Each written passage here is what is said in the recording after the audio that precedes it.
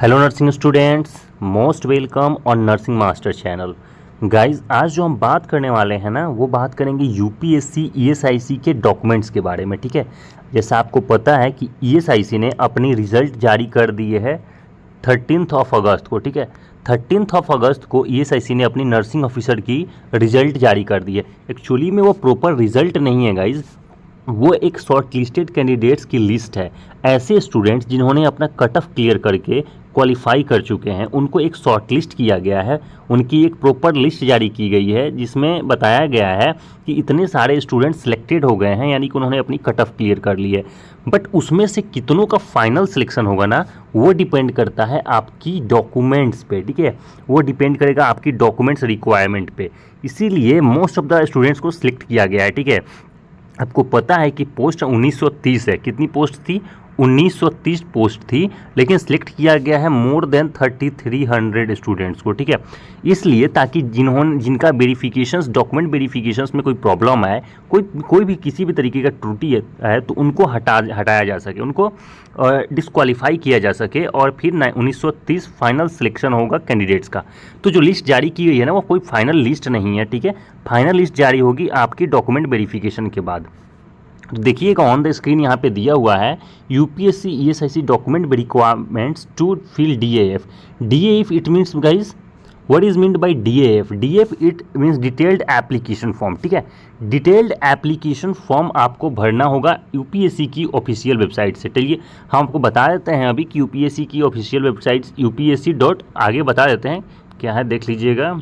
यहाँ दे रखा है यूपीएससी डॉट www.upsconline.nic.in। इसी वेबसाइट पर आके जाइएगा तो वहाँ पे एक डीएएफ का लिंक मिलेगा। ठीक है, यानी कि डिटेल्ड एप्लीकेशन फॉर्म का लिंक मिलेगा। वहीं जाके आपको अपनी सारे डॉक्यूमेंट्स को अपलोड करना है, फिर उसको ईएसआईसी वेरीफाई करेगा, फिर एक फाइनल सिलेक्टेड लिस्ट जारी की जाएगी। ठीक है, फिर आपको अपना काउंसलिंग करा के जोन डिसाइड करना पड़ेगा। ठीक है, तो इसी के रिगार्डिंग आज हम बात करने वाले हैं, जिसमें देखिएगा जैसे कि मैंने बताया, जो टोटल शॉर्ट लिस्टेड कैंडिडेट्स हैं ना, वो 3300 से ज़्यादा हैं। ठीक है, पोस्ट कितनी है? 1930। देखिए टोटल पोस्ट 1930 है, बट सिलेक्ट किया गया है मोर देन 3300 को।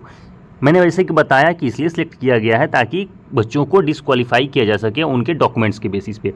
तो ये मस्ट योर गाइज कि आपको डॉक्यूमेंट्स को अच्छे से प्रिपेयर करके रखना है। ठीक है, यदि डॉक्यूमेंट्स में किसी भी तरीके की कोई त्रुटि आएगी तो आपको डिस्क्वालीफाई कर दिया जाएगा।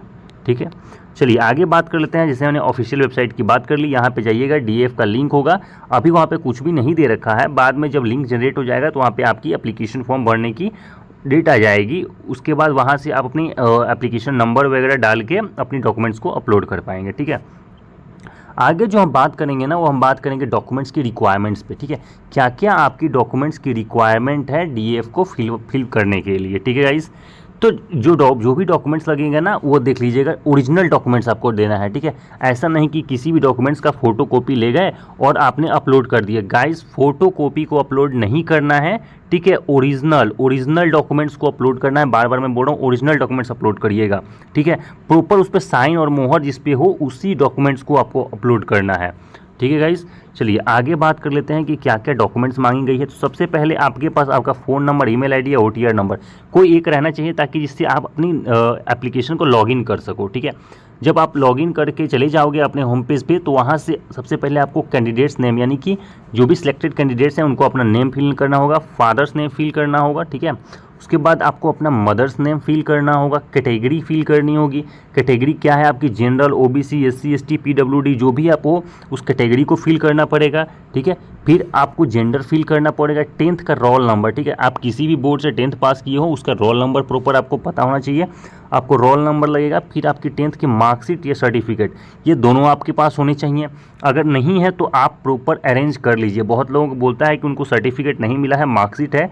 सीबीएसई वालों के साथ ज़्यादातर ऐसा होता है, तो आपके पास आपकी सर्टिफिकेट भी होनी चाहिए। ठीक है, चलिए यदि नहीं है तो कोई दिक्कत नहीं है, मार्कशीट ही अपलोड करिएगा, बट ये यदि रहे, सर्टिफिकेट रहे तो बहुत अच्छा होगा। ठीक है, आगे हम बात करेंगे तो वो है 12th की मार्कशीट। आपकी 12th की मार्कशीट और सर्टिफिकेट दोनों आपकी होनी चाहिए। ठीक है, उसके बाद आपकी एक एड्रेस प्रूफ होनी चाहिए, कोई भी एक ऐसी डॉक्यूमेंट जिसमें आपकी एड्रेस का प्रूफ दे रखा हो। उसके बाद आपकी एक आईडी प्रूफ होनी चाहिए। ठीक है, एक आईडी प्रूफ होनी चाहिए, ID proof is must guys, ठीक है, आईडी प्रूफ आपके पास होनी चाहिए। उसके बाद बात करते हैं एडमिट कार्ड, ठीक है, एडमिट कार्ड होना चाहिए जिस पर रोल नंबर प्रॉपर दिख रहा हो, ठीक है, रोल नंबर भी वहाँ पे अपलोड करना पड़ेगा और एडमिट कार्ड भी अपलोड करना पड़ेगा, ठीक है। चलिए आगे बात कर लेते हैं आपकी ग्रेजुएशन के सर्टिफिकेट। अब बात है कि ग्रेजुएशन के सर्टिफिकेट्स में क्या देना है, तो ग्रेजुएशन में जो भी आपने बीएससी नर्सिंग कर रखा है, ठीक है, आपकी बीएससी नर्सिंग क्या कर रखा है तो उसकी डिग्री सर्टिफिकेट चाहिए, जो भी उसकी डिग्री सर्टिफिकेट है वो आपके पास होना चाहिए, ठीक है। रजिस्टर्ड नर्स या फिर RN RM नंबर होना चाहिए, आप कहाँ से रजिस्टर्ड हैं, ठीक है, INC से हैं, स्टेट नर्सिंग काउंसिल से हैं, जो भी है आपको RN RM नंबर चाहिए होगा जो वहाँ पे डालना पड़ेगा। आपको आपके मार्कशीट चाहिए होंगे बीएससी नर्सिंग के, ठीक है, BS नर्सिंग की प्रॉपर मार्कशीट आपके पास होनी चाहिए। आगे बात कर लेते हैं कि GNM, जिन्होंने GNM कर रखा है और आप कैंडिडेट सिलेक्टेड हो गए हो तो आपको क्या मार्क्स, आपको क्या रिक्वायरमेंट है डॉक्यूमेंट्स की, that is RN RM number, आपको भी RN नंबर नहीं चाहिए जो INC या फिर स्टेट नर्सिंग काउंसिल से हो, ठीक है, रजिस्टर्ड नर्स की आपके पास होनी चाहिए नंबर। उसके बाद आपके पास आपकी मार्कशीट होनी चाहिए, क्या मार्कशीट है। And the third thing is आपकी एक्सपीरियंस सर्टिफिकेट, क्योंकि GNM वालों को एक्सपीरियंस सर्टिफिकेट लगता है, तो आपके पास एक्सपीरियंस सर्टिफिकेट होनी चाहिए, ठीक है, कहाँ से आपने एक्सपीरियंस गेन किया है एज बाई ESIC गाइडलाइंस, ठीक है, ESIC के गाइडलाइंस के हिसाब से जितने भी टाइम का आपको सर्टिफिकेट एक्सपीरियंस सर्टिफिकेट मांगा गया हो उतने दिन का आपको एक्सपीरियंस सर्टिफिकेट सबमिट करना पड़ेगा, ठीक है। उसके बाद जो ऐसे कैंडिडेट जो करेंटली जॉब कर रहे हों, ठीक है, ऐसे कैंडिडेट जो करेंटली किसी गवर्नमेंट जॉब में हो उनको NOC रिक्वायर्ड है, NOC it means no objection certificate guys, ठीक है, नो ऑब्जेक्शन सर्टिफिकेट आपको देना पड़ेगा। तो ऐसे लोग जो करेंटली जॉब में हो वो NOC अपना बनवा लीजिएगा, ठीक है, आपको आपकी NOC अपलोड करनी पड़ेगी, ठीक है गाइज। उसके बाद आपको अपना सिग्नेचर अपलोड करना पड़ेगा। जो कैंडिडेट्स पिछली बार जो सिग्नेचर किए थे एप्लीकेशन फॉर्म भरते टाइम, ठीक वैसे ही सिग्नेचर करिएगा इस टाइम भरते टाइम, ठीक है, अदरवाइज इसके लिए भी आपको डिस्क्वालीफाई किया जा सकता है।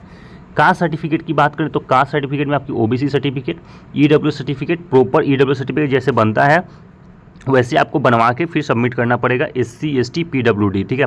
ये जो सर्टिफिकेट्स हैं वो अपडेटेड होनी चाहिए, ठीक है, अपडेटेड होनी चाहिए, इट मीन्स कि 1 साल 6 महीने से ज़्यादा की नहीं होनी चाहिए, अदरवाइज इसके लिए भी आपको डिस्क्वालीफाई कर दिया जाएगा।